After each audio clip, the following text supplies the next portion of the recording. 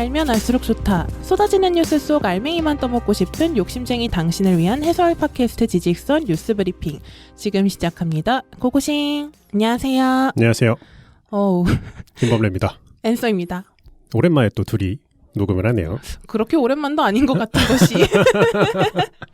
뉴스 브리핑은 원래 저희 둘이서도 많이 하고. 아, 그쵸. 오늘 안느님 사정이 있어가지고 저희가 또 지금 실시간으로 사정을 듣고 있습니다.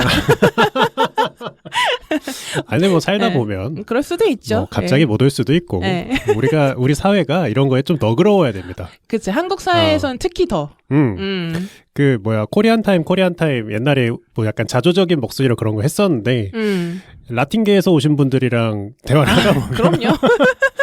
거기는 시간을 이렇게 막 타이트하게 잡지 않고 태양이 좀 떠 있을 때쯤 만나서 놀자 약간 그런 식이라고 하니까. 아무튼 오늘 뉴스 브리핑 해볼 건데 범래님 지금 1유로가 환율로 얼마인지 아세요? 우리 돈으로?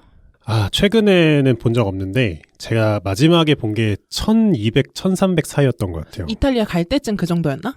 그거까진 모르겠는데 제가 그걸 왜 기억하냐면 달러랑 큰 차이가 없네라는 거를 마지막으로 봤던 기억이 있어요. 그때 이제 달러가 엄청 올라간다. 네네. 그런 얘기 있을 때 유로랑 같이 봤는데 달러랑 유로랑 큰 차이가 없네? 그럼 유로 대 달러는 몇이야? 하니까 거의 1대1에 근접한 그런 시기를 좀 본 적이 있어서. 근데 지금은 1,400원이거든요? 많이 올랐죠? 근데 뭐 이런 환율 얘기를 하려는 건 아닌데 1,400원이다. 그러면은 뭘 할 수 있을까요? 우리가 1,400원으로. 뭔 소리야 이게? 1유로가 1,400원인데 이 1유로 가지고 우리가 한국에서 뭘 살 수 있을까요? 한국에서 뭘 할 수 있을까? 그거는 1,400원어치 일을 할 수 있겠죠? 뭐 편의점 가서 삼각김밥 요새 1,100원 하나? 1,200원? 야, 삼각김밥을 안 먹어본 지도 꽤 오래된 것 같네요. 아니면 뭐 컵라면, 컵누들 뭐 이런 거 하나 먹을 수 있을 것 같고. 소주 한 병. 소주 한 병 할 수 있나? 좀 더 비싸요. 껌 한 통 뭐 이 정도인데 오늘은 이 1유로를 가지고 무려 집을 살 수 있는 그런 상품이 유럽 어둠에 있다. 이거 가끔 사기. 제가 좀 약팔러 온 건 아니고요. 그렇다고 해서 한번 가져와 봤습니다. 일명 1유로 하우스라고들 부르는데요. 아주 최신 소식은 아니고 한 5년 전쯤부터 꾸준히 이어져 오고 있는 제도이긴 해요. 근데 이게 컨셉이 어떤 거냐면 뭐 예를 들어서 시칠리아 섬 아시나요? 이탈리아에? 이탈리아 남부에 있는 섬이죠. 그 여기서 누군가 소유하고 있는 오래된 주택을 1유로로 살 수 있게 하는 거예요. 진짜 고택을. 그게 개인이 소유하는 거예요? 1유로로? 네네. 개인이 1유로로 소유를 하는 건데. 아니면 막 10만 명이 1유로씩 해서 사는 그런 거 아니고? 그런 거 아닌데 그 파는 사람이 무슨 죄라고 무슨 집을 1유로에 팔아 이렇게 생각하실 수 있잖아요. 근데 파는 사람은 지자체에서 지원금을 좀 받는 식이고요. 엄밀하게 따지면 뭐 지자체에서 사는 거랑 마찬가지다 이렇게 보시면 될 것 같아요. 실제로 지자체에서 떠안고 있는 집을 직접 팔기도 하고요. 뭐 이런 경우가 아니라 개인적으로 매매를 하기도 하는데 이런 경우는 부모님이 물려준 노후한 집 있죠. 진짜 오래되고 사람 안 사는 시골 교외에 있는 집 이런 걸 가지고 있으면 이 사람들 입장에서는 오히려 세금 때문에 마이너스예요. 그래서 차라리 처분을 하는 게 이득이어서 개개인이 처분을 한다고도 하고요.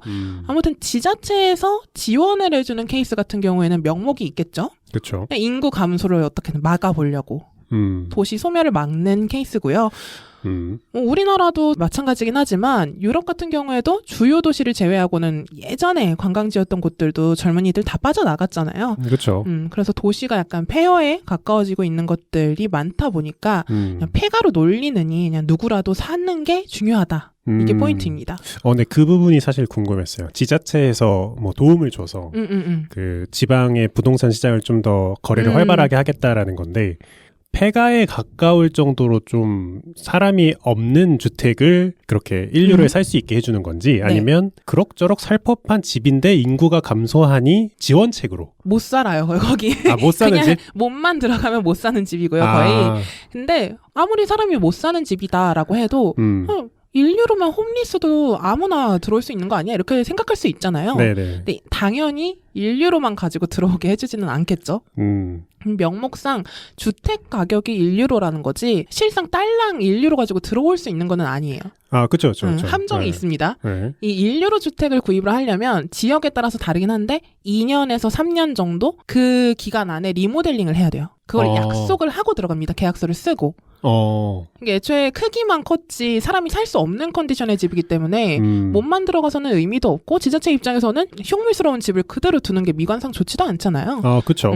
그래서 일정 보증금을 내고 보통 뭐 한 5천 유로 정도 낸대요. 우리나라 돈으로 한 700만 원 정도인데 그렇게 내고 리모델링을 다 하고 나면은 보증금을 돌려주고 이런 식으로 하는 거예요. 운영을.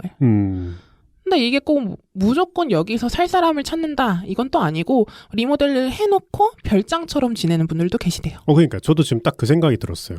굳이 거기 살 필요 없이 그쵸. 약간 세컨하우스나 특히 시칠리아면 놀러도 많이 가는 곳이니까 에어비앤비 같은 거 돌리면은 그쵸. 뭐 지자체 입장에서도 뭐 사람이 왔다 갔다 하고 유동 인구가 생기고 관광객이 뭐 에어비앤비가 생겨서 들어오기만 한다면 좀 이득이니까 뭐 그런 식으로 마을에 원동력을 주려고 하는 거죠. 그리고 저는 그런 사람이 아니어서 모르겠지만 세컨하우스가 있는 사람들의 얘기를 들어보면 그렇게 좋대요. 그러니까 그러니까 우리가 별장이라고 하면은 좀 말이 약간 삐까뻔쩍 하잖아요. 그렇죠. 근데 꼭 그런 막 의리의리한 별장이 아니어도 뭔가 다른 지역에 내가 살고 있는 지역 말고 다른 지역에 내가 머물 곳이 정해져 있다. 그쵸. 항상 갈 곳이 있다.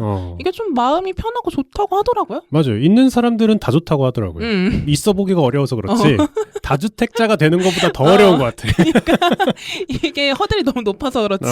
근데 우리나라도 뭐 예를 들어서 엄청 이제 대도시 지방이 아니더라도 조금 이제 그 변방에 있는 지방이더라도 1,400원에 뭐 리모델링만 뭐 한 1,000, 2,000 요즘 얼마인지 모르겠지만 2,000, 3,000 들여서 할 수 있다라고 하면 우리나라에서도 해볼 법하다고 생각하는 사람 꽤 있을 것 같은데요. 그렇죠. 수요가 있을 것 같아요. 그래서 이탈리아에서는 한 5년 전쯤부터 시골 마을 필두로 명맥을 이어가고 있는데 제가 이걸 알게 됐던 게 뉴욕 여행 갔을 때 모마 미술관 갔었거든요. 근데 거기서 도슨트 투어를 했어요. 근데 그 도슨트 투어를 해주신 분이 뉴욕 대학교 교수였는데 와우. 이탈리아 이제 작품을 소개를 해주면서 이제 본인이랑 본인 남편이 이런 걸 하고 있다. 그래서 너네 혹시 알고 있니? 일유로하우스라고 있단다 하면서 그 외국인도 할 수 있는 거예요? 네, 외국인도 할 수 있는 거예요. 내가 이탈리아에 1유로로 집을 그래서 혹시 관심 있으면 해보라. 자기도 이제 거의 진짜 고성에 가까운 집을 사가지고 그렇게 하고 있다라고는 하더라고요. 근데 그분은 거의 뭐 2억 가까이 들었다고는 하는데 리모델링이 좀 크게 들어서 그래서 뭐 저도 실제로 살 건 아니지만 당장 할 수는 없지만 솔깃해서 좀 알아는 봤습니다. 진짜 여윳돈이 있는 게 아니면 좀 접근성이 떨어지기는 해요. 그렇죠. 또 유럽 집은 단독주택인 경우가 또 많잖아요. 그러니까 그걸 관리가 리모델링, 어려워. 그렇죠. 관리도 어렵고 리모델링 하기도 어렵고. 기본적으로 좀 좁은 집이라고 해도 3천 정도는 들고 5천 뭐 크게는 억 이렇게 드는데 또 문제는 실소유를 하게 되면 유럽 같은 경우에는 세금을 워낙 많이 물잖아요. 그래서 미니멈 1억 정도는 생각을 해야 한다고 하더라고요. 초기 자본으로.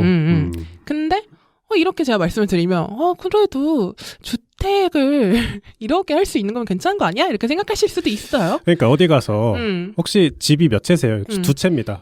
진짜요? 지금 사시는 곳이고 다른 거 어디 있어요? 시칠리아예요. 개 멋있어. 그게 낭만이지. 근데 그래도 이게 투자 목적으로는 전혀 의미가 없다라는 거. 그렇죠.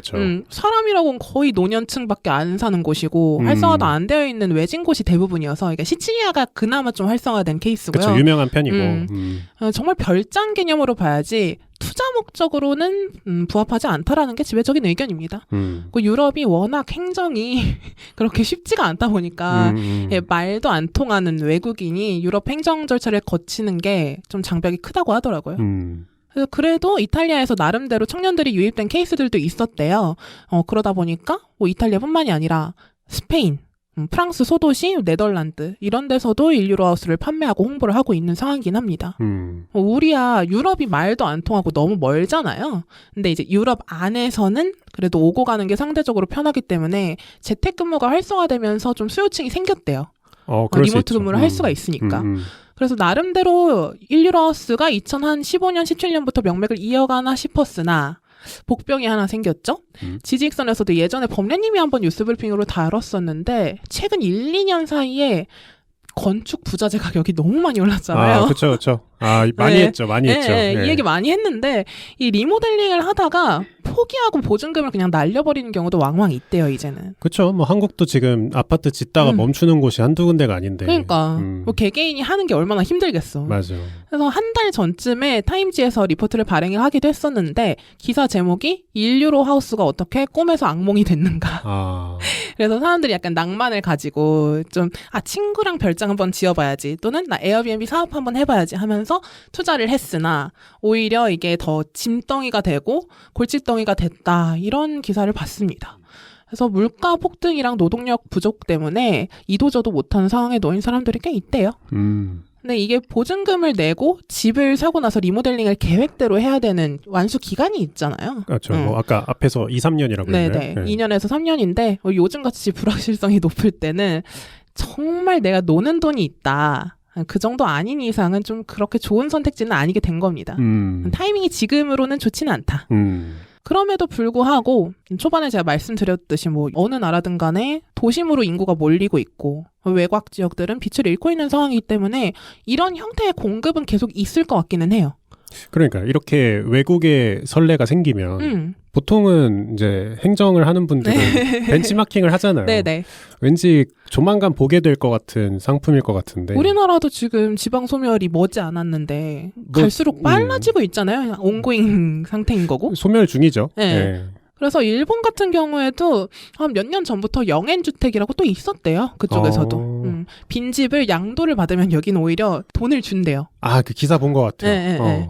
그래서 이런 식으로 지원금을 지급해주는 지방자치단체도 일본에는 있다. 그럼 우리나라도 머지않지 않았을까. 근데 우리나라도 여러 가지로 생각을 해보긴 했는데 리모트 근무가 완전히 활성화가 되고 표준이 되면 리모트 근무가 그러면 좀 의미가 있을 것 같기도 하다가도 그 정도 사회가 되면 사람들이 그냥 알아서 지방으로 가지 않을까 싶기도 해요. 그래서 인류하우스 이런 거 안 해도 될 것 같기도 하고. 아무튼 지금 세상에 이런 형태의 주택 매매도 있다. 이 정도로 들어주시면 좋을 것 같고요.